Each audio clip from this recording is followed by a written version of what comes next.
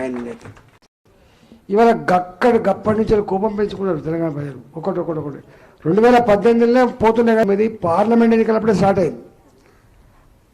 అప్పుడు కాంగ్రెస్ పార్టీ 3 ఎంపీలు గెలిచింది, భారతీయ జనతా పార్టీ 4 గెలిచింది, మనం ఎంఐఎం 1 గెలిచి, అంటే 8 సీట్లు దాదాపు ఇతర పార్టీ గెలిచింది. అప్పుడే చదువుకొని ఉంటే ఇక్కడ మన మళ్ళా రావద్దు అని చెప్పి ఓట్లు వేసిండు. మనమేమో ఫ్లైఓవర్ల మైకంలో, రోడ్ల మైకంలో, రియల్ ఎస్టేట్ మైకంలో ఉన్నాం కాబట్టి మనం బీఆర్ఎస్కి వేసినాం, అయిపోయింది. ఇప్పుడు ఈ రేవంత్ రెడ్డి గారికి ఈ గ్యారంటీలు చూసి ఓటేయలేదు సుమా. చాలామంది ఏమనుకుంటా గ్యారంటీలు చూసి గ్యారంటీ చూసి ఓటేయాలి. కేసీఆర్ని ఒడగొట్టే పార్టీ బీజేపీ అనుకున్నారు ఫస్ట్. కానీ మమ్మల్ని ఇద్దరు ఒకటే అని చెప్పి ఆ మీడియాలో, సోషల్ మీడియాలో పైసలన్నీ పెట్టి మాటలు ఎప్పుడైనా మీరు సెల్ ఫోన్లో ఉంటే చూడండి. నాడు రేవంత్ రెడ్డి ఏం మాట్లాడు, నేడు రేవంత్ రెడ్డి ఏం మాట్లాడతాడు. ఎలక్షన్లు అయితే తెలంగాణ ప్రజలారా ఆలస్యం చేయకండి, నాకు ఓటు వేయండి, నేను వెంటనే ముఖ్యమంత్రి అవుతా. ముఖ్యమంత్రి అయిన తెల్లారే నా ఆడబిడ్డలకి 2500 రూపాయలు ఇస్తాను నెలకు. ఎట్లయితే నీకు పెన్షన్ వస్తుందో అట్లా 2500 రూపాయలు ఇస్తాను చెప్పు. కళ్యాణ లక్ష్మి వస్తుంది మనకు 1,00,000 రూపాయలు. ఇప్పటికే ఈ ఆర్థిక వ్యవస్థ దిగజారిపోయి కళ్యాణ లక్ష్మి చెక్కు రావాలంటే 6 నెలలకు 5 వస్తుంది. మళ్ళీ పిల్ల పుట్టి నాకు వస్తుంది చెక్కు, మీరు తీసుకుంటే తెలుస్తుంది. కళ్యాణ లక్ష్మి చెక్కు ఎప్పుడు వస్తుంది? మళ్ళీ పెళ్ళై పిల్ల పుట్టిన తర్వాత మళ్ళీ కళ్యాణ లక్ష్మి ఎక్కువ వస్తుంది. అంటే పైసలు లేవు. అప్పుడు మేమే అన్నాం, పెళ్లి పందిరిలో వేయాల్సినటువంటి కళ్యాణ లక్ష్మి చెక్కు ఏ తల్లికి తండ్రికి, అమ్మాయి తల్లికి తండ్రికి ఆశ్రయిద్దని చెప్పిన కళ్యాణ లక్ష్మి ఇది 1 ఇయర్కి వస్తే 8 రూపాయలు అయిందని ఇవాళ పేపర్లు చూసిన ఎక్కడ. అంటే 1,00,000 రూపాయలు 75,000 రూపాయలు బంగారం ఇవ్వాలి. మరి ఇచ్చిండే ఎక్కడికన్నా? ఇచ్చిందా అమ్మా? మూడోది ఏం చెప్పిండు ఇంకా మీ న్యాయం. ఇక రైతుల దగ్గర పోయి అయితే 10,000 రూపాయలు ఏం కర్మ ఎకరానికి, 10,000 రూపాయలు ఏం కర్మ, నేను 15,000 ఇస్తా అని చెప్పిండు. లీజ్ తీసుకున్న ఫార్మర్లకు ఇస్తా అని చెప్పాడు 12,000 రూపాయలు.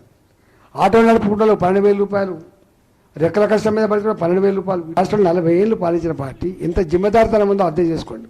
అంటే ఎంత డొల్లతనం ఉంది, ఎంత వెకిలిగా మాట్లాడే పద్ధతి ఉంది, ఎంత లూజుగా ఉన్నారు, ఎంత నాన్ సీరియస్గా ఉన్నారని చెప్తున్నాను నేను. రేపు తెలుస్తుంది మన సంగతి ఏందో. 2 నెలలు పోతే కానీ ఇంకా తెలియదు. ఇప్పుడే 4 నెలలు అవుతుంది కాబట్టి ఇప్పుడే మేము అంటే అక్కడ మొన్న వచ్చింది అని చెప్పి అంటారని చెప్పి చదువుకుంటాను. రేపు డెఫినెట్గా మాట్లాడతాను. నాకు తెలిసి కేసీఆర్ కూడా గిట్లే జమ్మికుంటలో ఒకసారి వచ్చి దళిత బంధు అని ఒకటి పథకం పెట్టిండు. 10 లక్షల రూపాయలు ప్రతి దళిత కూడా 10 లక్షల రూపాయలు. దాని మొత్తం కాస్ట్ వచ్చేసి 2 లక్షల కోట్లు. దాని కాస్ట్ 2 lakh crore rupees. ఇది ప్రకటించిండు దుబ్బల మీద. మా దగ్గర జమ్మికుంటలో మాట్లాడుతున్నప్పుడు నేను పుసుకుని అన్నా, నేను కూడా నీ దగ్గరనే పనిచేసాను కదా ముఖ్యమంత్రి గారు, నేను కూడా ఆర్థిక మంత్రిగా పనిచేసినాను. నీ అంత తెలివితేటలు లేకపోవచ్చు, నీ అని పుస్తకాలు చదవకపోవచ్చు, కానీ కనీస జ్ఞానం అయితే నాకు ఉంది. ఒకవేళ ఈ 2 లక్షల కోట్లు కనుక నువ్వు అమలు చేయాలంటే 40 ఏళ్ళు పడుతుంది. మరి నీకు అధికారం ఇచ్చింది 5 ఏళ్ళకే కదా, నువ్వు 5 ఏళ్ళకి హామీలు ఇవ్వాలి, కానీ 40 ఏళ్ళకి హామీలు ఇచ్చే అధికారం నీకెవడిచ్చింది అని చెప్పి నేనంటే. ఆయన అన్న మాట ఏంటంటే కత్తి లేనోడు, నెత్తి లేనోడు చాలామంది మాట్లాడతారని నా గురించి కామెంట్ చేశాను. నేను అడుగుతున్నా, ఇక్కడ కొంపల్లిలో కూడా ఎస్సీలు ఉంటారు. వచ్చినాయి ఎవరికైనా 10 లక్షల రూపాయలు చొప్పున వచ్చినాయా? 5 పైల బిల్లు రాలే. 5 పైల బిల్లు రాలే. అంటే హామీలు ఎందుకు ఇచ్చింది అక్కడ అంటే ఆయనకు దళితుల కంటే కూడా దళితుల ఓట్ల మీద ప్రేమ కలిగింది కాబట్టి ఇచ్చిండు. అక్కడ ఈటలను ఒడగొట్టాలి, సభ రానియకుండా చేయాలి, అది ఆయన ఏజెండా. ఇవాళ వీళ్ళు గాయననే ఆయన మాటిచ్చి అమలు చేయలేదు. ఇక ఈయన అమలు చేస్తారనేటువంటిది విశ్వాసం అయితే లేదు. అందుకనే ఆ అడ్వకేట్ గారు కొంచెం సామాజిక దృక్పథం ఉన్నవాడు కాబట్టి చెప్తుండు, ఈ హామీలు నమ్మితే ఆగమైపోతాం. కానీ మోడీ గారు ఎన్నడూ అలవి కాని హామీలు ఇవ్వలే, గుర్తుపెట్టుకోండి. మీకు ఇది ఇస్తా అది ఇస్తా ఇప్పుడు చెప్పిండా? ఎస్, 2 మాత్రం చెప్పిండు. నేను ఈ దేశాన్ని ప్రపంచ దేశంలో గొప్ప దేశంగా తీర్చిదిద్దుతా ఆయన హామీ. 12 ఏళ్ళు పనిచేసిన నేను ఈ దేశాన్ని కూడా గుజరాత్ రోల్ మోడల్గా నేను అభివృద్ధి చేస్తా అని చెప్పిండు. 2. 3, నా రామాలయం 500 ఏళ్ల క్రితం కోల్పోయినాం మేము. నా ప్రజల విశ్వాసం ఏదైతే ఉందో, నా 370 ఆర్టికల్ రద్దు చేస్తా అని చెప్పిండు.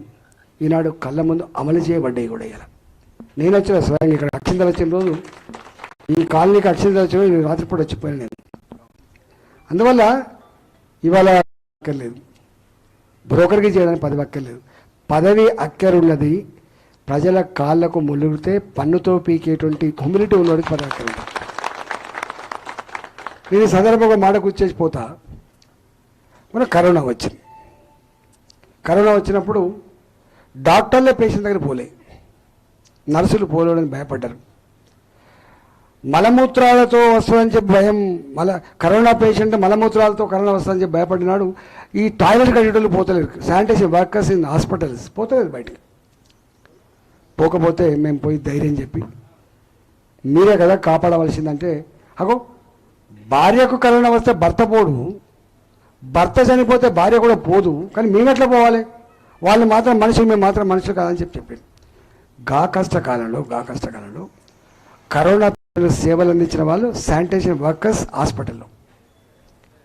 ఈ రోడ్ అయితే ఎంత వేదన అనుభవించిందో మీ కళ్ళ ముందు వాళ్ళు పోతుంటే, ఆ ఎండపూట పోతుంటే ఈ దుఃఖం వచ్చేది కావచ్చు. ఏంది రా ఈ మనిషి, అన్ని జీవాల కంటే కూడా గొప్ప జీవితం అనుకున్న మానవ జీవితం, మనిషి చంద్రమండలం మీద అడుగుపెట్టే స్థాయికి ఎదిగిండని చెప్పేటువంటి ఈ కాలంలో ఇవాళ గింత వేదన అనుభవిస్తుండు. 1000 కోట్లు ఉంటేంది, లక్షల కోట్లు ఉంటేందిరా. ఒకవేళ కరోనా చచ్చిపోతే కుక్కసావే కదరా, కనీసం భార్య చచ్చిపోతే భర్త రాడు, భర్త చచ్చిపోతే భార్య రాడు అని చెప్పి ఏడిసమా లేదా మనం? గా కాలంలో కరోనా పేషెంట్ ఎక్కడైనా డిటెక్ట్ అయితే ఇక మందులు కొట్టేటోళ్ళు ఆ ముక్కులకు పట్టుకొని మన శానిటైజర్ వర్కర్స్, మన గ్రామ పంచాయతీ సిబ్బంది, మున్సిపాలిటీ సిబ్బంది ఇవాళ బ్లీచింగ్ పౌడర్ చల్లుడు, సున్నం చల్లుడు, మందులు కొట్టినా లేదా? మోడీ గారు ఏం చేసింది చూసినా మీరు? కరోనా అయిపోయిన తర్వాత నా ప్రజల్ని కాపాడిన వాళ్ళు, వాళ్ళ ప్రాణాలను పణంగా పెట్టి కాపాడిన వాళ్ళు, హాస్పిటల్లో పనిచేసే శానిటేషన్ సిబ్బంది, మున్సిపాలిటీలో పనిచేసే శానిటైజర్ ఈ వర్కర్స్ అని చెప్పి వాళ్ళ కాళ్ళు కడిగిండు, గుర్తుపెట్టి వాళ్ళ కాళ్ళు కడిగిండు మోడీ. చూసిండు ఎప్పుడైనా మీరు? That is a leader. ప్రధానమంత్రి కడుగుతారా కాళ్ళు? ప్రధానమంత్రి గారే కాళ్ళు మొక్కుతా అంటారు, ఆహా ఓహో అంటారు. కానీ ప్రధానమంత్రి గారు నా దేశానికి నిజమైన సేవలు అందించేవాళ్ళు, మురికిని సగం మింగుతూ నీకు ఆరోగ్యాన్ని ఇచ్చేవాళ్ళని చెప్పి వాళ్ళ కాళ్ళు కడిగిన వ్యక్తి మోడీ గారికి ఏం చెప్పాలని ఇంతకంటే ఎక్కువ? అందుకనే ఇవాళ అనేకం ఉన్నాయి. మీకు ఎక్కువ నాకు చాలా దూరం పోయింది కాబట్టి మళ్ళా వస్తా, మీరు గెలిపించుకున్నాక మళ్ళీ వస్తా. నేను కూడా ఒక మాట ఇచ్చిపోతున్నా, ఈ సమస్యలన్నీ పరిష్కరించగలిగే శక్తి సత్తా బీఆర్ఎస్కి అయితే లేదు. అయిపోయింది కదా, 10 ఏళ్ళు అయిపోయింది కదా అది. ఇక మళ్ళీ ఇక్కడ ఉండదు లేదు, మళ్ళీ వచ్చేది లేదు. ఇక కాంగ్రెస్ పార్టీ ఇప్పటికే ఎలకల్లో పడ్డాడు, ఇచ్చిన హామీలు అమలు చేయలేండి నేను, ఈ రాష్ట్ర ఆర్థిక వ్యవస్థ ఖతమైపోయిందని చెప్పాడు. వాళ్ళ గురించి మనం వాళ్ళట దేశంలో రాహుల్ గాంధీ వస్తే మనకు పైసలు వస్తాయట. ఎన్ని సీట్లు ఉన్నాయి అక్కడ కాంగ్రెస్ పార్టీకి? ఇవాళ 40 ఉన్నాయి. 40 సీట్లు ఉన్నాడు 400 సీట్తో పోటీ పడతాడు. ఇప్పుడు పడతాడా? అప్కి బార్ 400 పార్. ఇదేమో ప్రజల జ్ఞానం ఇచ్చి మోడీ గారిని ప్రధానమంత్రి చేయాలనుకుంటే 40 సీట్లున్న కాంగ్రెస్ పార్టీ ఇంకో 10 ఇక్కడ గెలుతారట, వారు వస్తారట, వారు వస్తే ఇక్కడికి లంక బిందెలు వస్తాయట, మనకు అన్ని ఇస్తారట. వస్తాయని ఇస్తారా? అందుకని ఇవాళ ఏమాత్రమైనా రేపు డబుల్ బెడ్రూమ్లు రావాలన్నా, రోడ్డు రావాలన్నా, డ్రైన్లు కట్టాలన్నా, ఒక ఐటీ హబ్బులు రావాలన్నా, ఈ ప్రాంతం అభివృద్ధి చెందాలన్నా, పిల్లలకు నౌకరు రావాలన్నా బీజేపీ వస్తేనే సాధ్యమవుతుంది.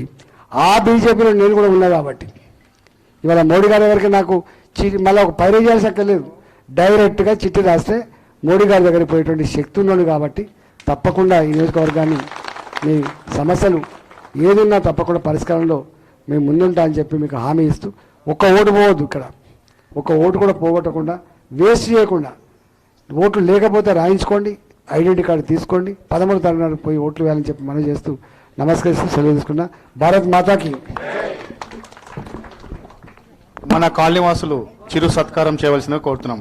ఏ block and B block association members దయచేసి డైస్ మీదకి రావాలి.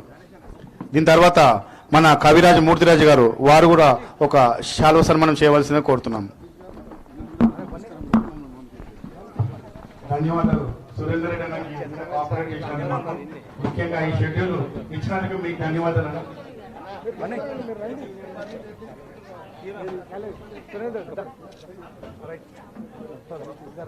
ప్లీజ్